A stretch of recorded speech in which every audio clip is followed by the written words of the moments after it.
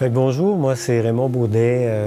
Je suis entre autres choses auteur. J'ai quand même déjà 5 ouvrages de publiés. Le 6e s'en vient en 2021. Puis une cinquantaine de titres de toutes sortes de choses, de scénarios, de nouvelles, de différents autres projets. J'écris depuis longtemps, officiellement depuis 1988, l'année où j'ai gagné le prix Robert Clich. Puis à un moment donné, j'ai été tenté par un roman historique. Puis c'est arrivé drôlement, ça a commencé par de la lecture. Moi, j'étais un passionné de la Révolution française. Puis j'ai lu sur la Révolution française, puis à un moment donné, je me suis dit, mais qu'est-ce qui se passait au Québec pendant ces années-là?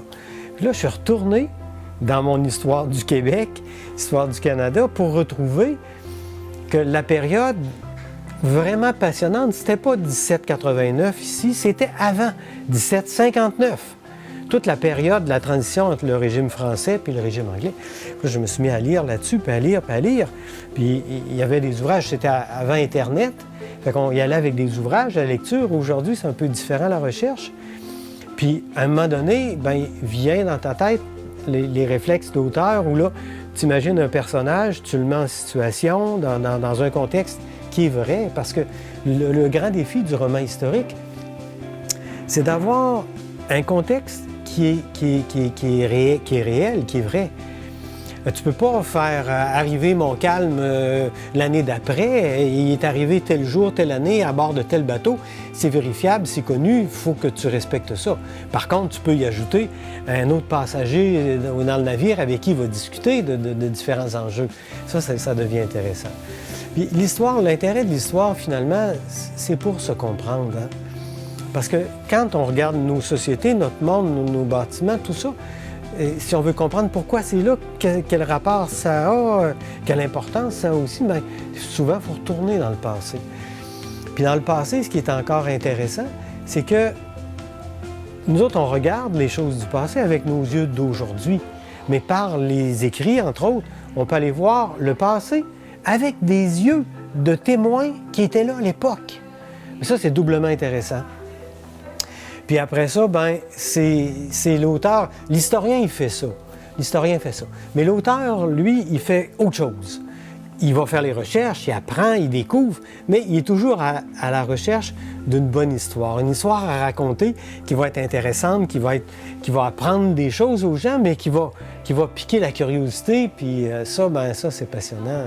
Moi, je passe des jours complets, là, des années, ces temps-ci, là, à aller fouiller dans l'histoire, à aller découvrir des petites choses. Puis là, c'est comme une recherche, c'est comme un jeu de quête, là, parce qu'une lecture t'amène à autre chose, puis tel auteur en cite un autre, tu vas aller voir ça, puis tel phénomène, comment ça se fait en 1840, c'était comme ça, puis en 1815, il n'en parlait pas du tout. Là, tu vas aller comparer, tu vas aller faire des recherches, puis c'est une mine sans fond. Par rapport à l'histoire de Sainte-Marie, notamment, là, moi, j'ai fait, je pense, quelques belles découvertes. D'abord, toute l'histoire du parc Taschereau, ça a vraiment piqué ma curiosité. Mathieu Turcotte, qui travaillait au parc, me racontait des affaires un petit peu autour de la famille Taschereau. Puis je me suis mis à les lire là-dedans. Écoute, dans le roman que j'ai écrit, là, Dans un mois, dans un an, qui est un roman historique, là, justement, c'est une grosse brique là, de roman historique, ça se passe à Sainte-Marie. Ça fait que déjà, j'avais un fond d'histoire de Sainte-Marie, 1759-1763. Mais là, avec le parc Taschereau, je suis allé comme rattacher des fils. C'est là, entre autres, que j'ai découvert Marie-Claire Fleury, qui était vraiment passée sous le radar pendant plus de 2 siècles, là, parce que c'était une femme, tout simplement, au 18e siècle. Puis quand Honorius Provost a écrit l'histoire de Sainte-Marie, puis c'est un maître, Honorius Provost, là, mais avec sa formation d'ecclésiastique, il y a des choses qu'il ne dit pas. Puis il y a des affaires comme la place d'une femme qui a été 25 ans seigneur de Sainte-Marie. Il a passé ça en dessous du tapis, là. C'était comme une honte. D'aller retracer ces petites histoires-là, qui en sont peut-être des grandes histoires, là, puis aller découvrir pourquoi, comment, qu'est-ce qui s'est véritablement passé. Exemple, quand à un moment donné, j'ai pris conscience que la messe de minuit ici a été interdite pendant 2 ans à Sainte-Marie, parce qu'il y avait eu des beuveries et des affaires épouvantables, même dans l'Église, bien, tu peux cacher ça dans ton histoire, ou au contraire, tu peux aller voir pourquoi, puis comment, puis c'était quoi les acteurs autour de ça. Moi, c'est ça que j'ai essayé de faire, là. D'aller creuser l'histoire, puis d'aller comprendre un petit peu pourquoi on est devenu ce qu'on est aujourd'hui, tu sais. Puis là-dessus, l'histoire de Sainte-Marie, elle est très riche, parce qu'entre autres, elle a été peu documentée. Il y en a un auteur qui a vraiment travaillé fort, c'est Honorius Provost, mais comme je disais, avec un biais tellement spécial qu'on peut aller rechercher beaucoup d'éléments, puis lire entre les lignes, puis comprendre vraiment ce qu'il voulait dire. Quand Honorius Provost dit que Gabriel Elzéar Taschereau n'était pas très aimé des citoyens ici, parce qu'il portait trop haut. Bon. Bien là, tu peux aller voir un petit peu là, dans les mots de l'époque, qu'est-ce que ça voulait dire, ça. Puis là, tu vas aller chercher des petits exemples. Puis à un moment donné, moi, là, un des plus beaux exemples que j'ai trouvé, c'est dans les archives écrites de la paroisse, dans les registres, quand tu vois la signature de Gabriel Elzéar Taschereau. Il prend à peu près grande même, puis il te fait des fions, puis tu vois là, la personnalité là, exubérante du bonhomme qui en met là, encore plus que le client demande. Là. Bon, c'est un paquet de petites choses comme ça. Là, quand tu mets ça bout à bout, puis tu raccordes, puis tu retrouves tous les fils, bien, tu te retrouves avec quelque chose d'intéressant, avec un produit qui peut dire quelque chose à un lecteur d'aujourd'hui, à une personne qui s'intéresse. L'histoire, c'est rare qu'on s'intéresse à ça quand on est très, très jeune, parce qu'on vit dans le présent puis tout ça, mais en prenant de l'âge, on s'intéresse plus. Malgré que chaque fois que je vais dans une classe puis que je leur raconte des choses d'ici, écoute, ça les passionne. J'ai raconté à des élèves l'année dernière l'histoire du choléra à Sainte-Marie, puis les méthodes qu'on avait prises pour éradiquer le choléra. On est en temps de pandémie, là. Bon, il y a déjà eu des choses sérieuses à Sainte-Marie, là, plusieurs morts. Il y a eu plusieurs morts, entre autres avec le choléra, puis une deuxième pandémie que la COVID en a fait jusqu'à maintenant, en tout cas, là. Puis ça avait jeté en bas de leur chaise les élèves quand je leur disais que les 2 méthodes, les 2 techniques qu'on avait prises, c'était de faire des égouts qui allaient se jeter directement dans la rivière parce qu'il n'y avait aucun système d'égout à ce moment-là, au début 1800, là, dans Sainte-Marie.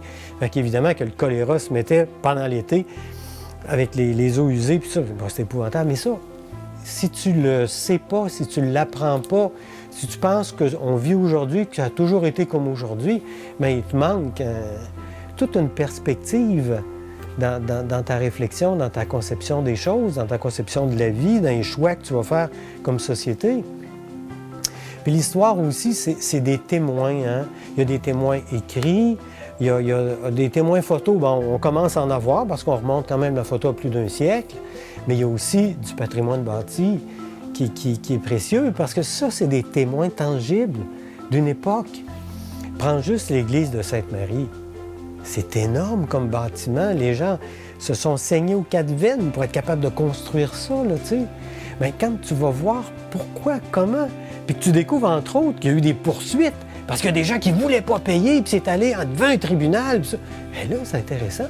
Parce que tu vois qu'il y avait des tensions dans nos sociétés, puis qu'il y a eu des choix qui ont été faits, des fois déchirants, mais en tout cas, moi, j'ai un mot, c'est passionnant.